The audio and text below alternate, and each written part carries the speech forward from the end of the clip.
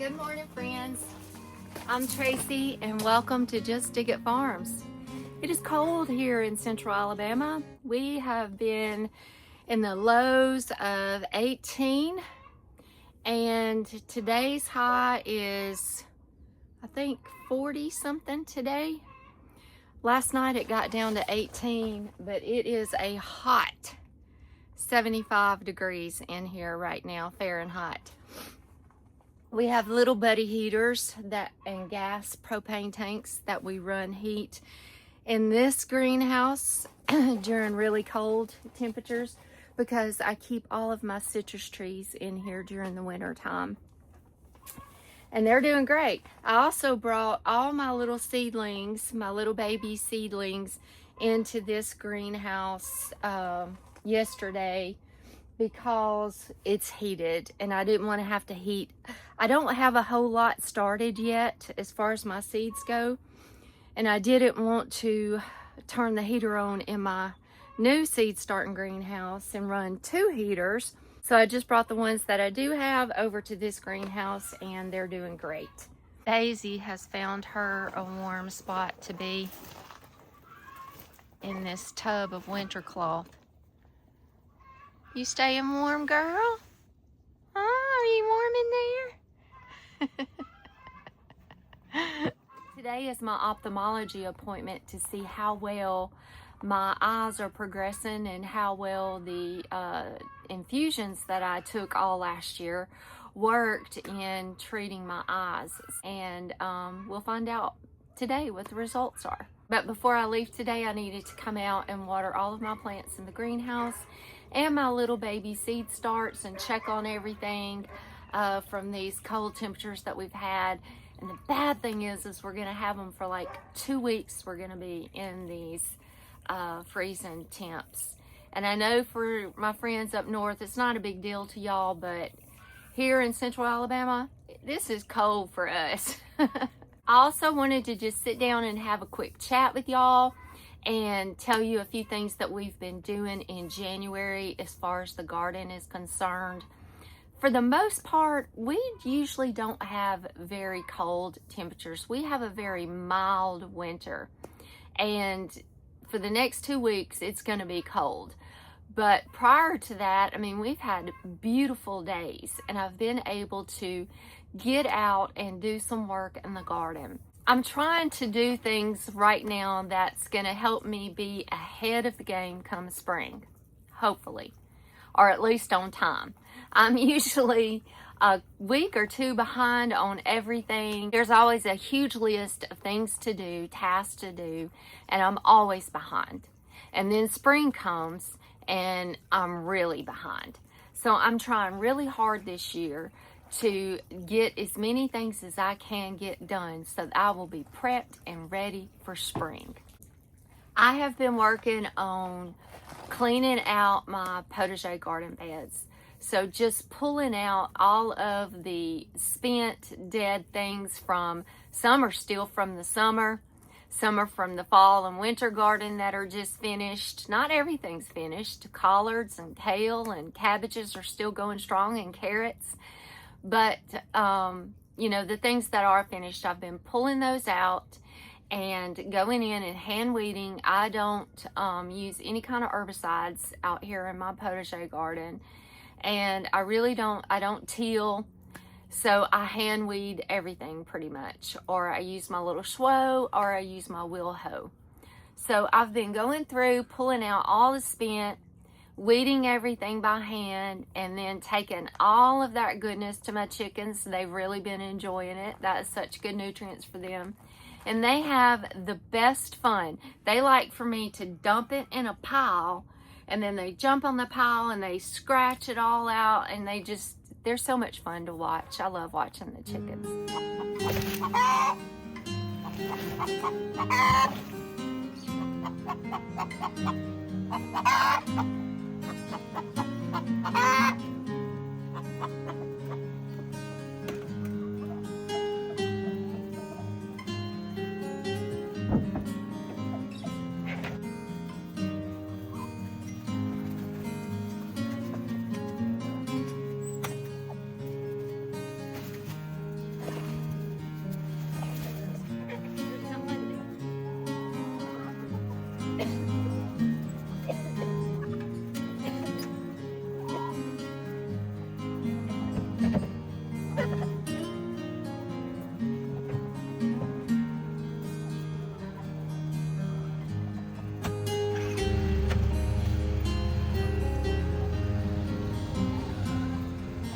Most everything out here is just, you know, a complete circle.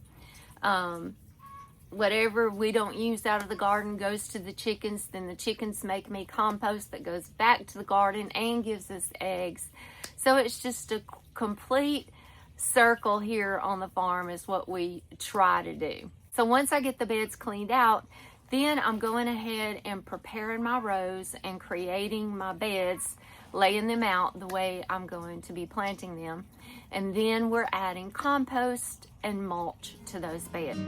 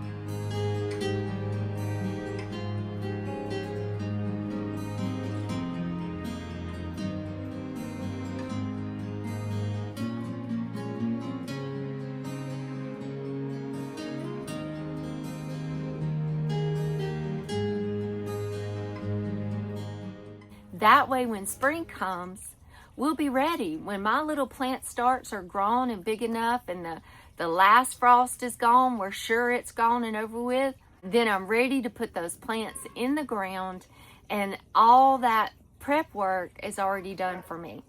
At least this is my goal, and this is what I'm trying to do. I've only got a couple of beds done so far, but I'm working on it, and I still got time. We're still in January. So I'm hopeful that I'm going to be ahead of the game this year. I've got garlic and onions planted out in my potager garden that we planted this fall, and I'm fertilizing those every 2 weeks. I'm alternating between a slow release fertilizer and a aluminum sulfate. So every 2 weeks I'll alternate those fertilizers on those. So I'm keeping up with that. My onions aren't doing so great because that first frost that we got, that early frost, they weren't established really well, and that frost took out quite a bit of them. Plus Bonnie took out quite a bit of them, our new Pyrenees puppy. She is a digger, and she dug up quite a few onions and quite a few of my garlic. So Bonnie's to blame for most of it. But I do have some onions left. I don't think I'm going to end up with near as many as I did last year, even though I planted way more than I did last year. But I do have some, and I'm staying on top of my fertilization on those. And hopefully we'll end up with some good, big, sweet onions. On the fruit trees, I got one spray application done of the dormant oil. Dormant oil is just a good horticulture oil that you can spray on your fruit trees that will kill any insect eggs or disease spores from last year. And it's just a great organic way to take care of your orchard. So I got one application of that in, and my next application will be of lime sulfur. And you have to keep in mind when spraying dormant oil that there is a window there of when you should spray your dormant oil. It needs to be above 40 degrees and below 75 degrees, I think. And you don't need to do it 48 hours before a freeze or after a freeze. And definitely don't do it right before it's going to rain. It's just going to wash it off. So that's kind of tricky to time that just right of when you spray your dormant oil. but I did at least get in one application of that this year. My Irish seedling potatoes came in from Hoss. So I ordered, I think it's 5 pounds each of Kennebec, Yukon Gold, and Red Norland potatoes. And we plant our potatoes here in central Alabama in around mid-February. So it's not going to be long, and we're going to be putting those in the ground. So what I like to do is, as soon as my seed potatoes come in, I like to take them out of the package and spread them out and give them time to develop more of those little eyes, little sprouts on the potato. Then I cut them into pieces. Each piece needs to have an eye on it, and I let it sit for a day or so and let it cure. And then I plant them, and that way I end up with a lot more potatoes to plant from the seed potatoes that I got in. And this process is called chitting your potatoes. So I did that. I've got them sitting out. They're developing. They already had some eyes on them, and they're developing more eyes right now as we speak. And in about 3 weeks, I'll be planting them. So by then, they'll be covered in eyes, and we'll end up with a lot of potatoes to plant. So I'm super excited about that. Planting potatoes and digging potatoes is one of the most fun garden jobs. I've also started some seeds already. So I started some cool season vegetables, broccoli, cauliflower, cabbages, things like that. We started a whole big tray of those. And I started some cool season flowers and a lot of my herbs. A lot of these things take a long time to develop into a big enough plant to transplant out in the garden. And then the cool season vegetables like the broccoli and cabbages and stuff, I'm hoping that they're going to be ready to transplant to the garden by the end of February so that they can mature and we can harvest them before it gets too hot and they start bolting. So we've got some seeds started, but come February 1, it is go time on the seed starting. I've got so many different things to start with y'all, and I'm super excited about it. I'm also really excited about something that I cannot wait to share with y'all. I have been working on something that y'all have been asking for years. And I mean, I get asked for this all the time, especially during seed starting time. And it is a seed starting guide and schedule and a little mini course on everything you need to know to start seeds indoors. And I think that this is going to be so helpful and so beneficial for so many of you. And I am so excited to have this available for y'all. And I'm very hopeful that it is going to be available by the 1st of next week. So y'all stay tuned for that. Y'all look for that. If you are not already following us over on Facebook and Instagram, go follow us there.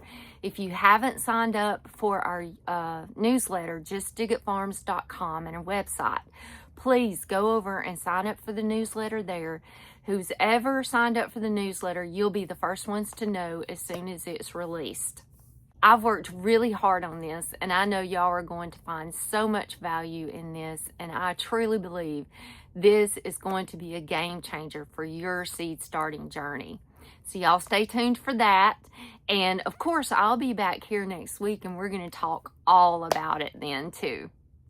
But right now I've got to go. I've got to get to Birmingham for my ophthalmology appointment. And I'll see you guys back out here next week. God bless you. I hope you have a wonderful week.